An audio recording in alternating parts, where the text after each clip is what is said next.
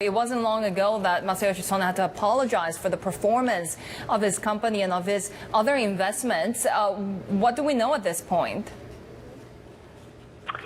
Yeah, it's a bit of a surprising news. Masayoshi Son, of course, has started up two vision funds so far. The first one was about $100 billion, and the second one was more than $40 billion. The performance of those two funds has been quite poor. In the past 2 quarters, they've announced losses of more than $40 billion as the value of the companies in their portfolios has declined.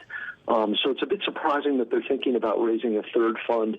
Masayoshi Son, of course, is an unusual character. He founded SoftBank. He built it himself. He made himself a billionaire, and he kind of prides himself on these contrarian bets.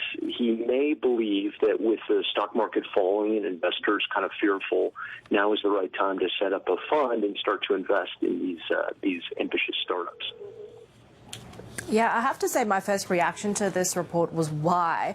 The internal rate of return for Vision Fund 1, 11% versus 38% for the industry. For 2, 0% compared to an average of 45% for the broader industry. So this is obviously just one of the hurdles if he decides to go forward with this.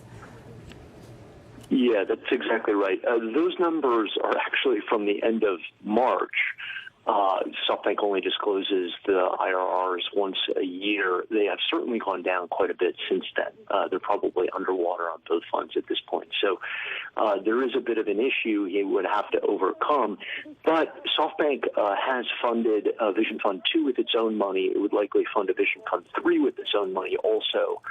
So that gives it more control over what exactly it wants to do with that money. Now, SoftBank has actually built up a fair bit of cash.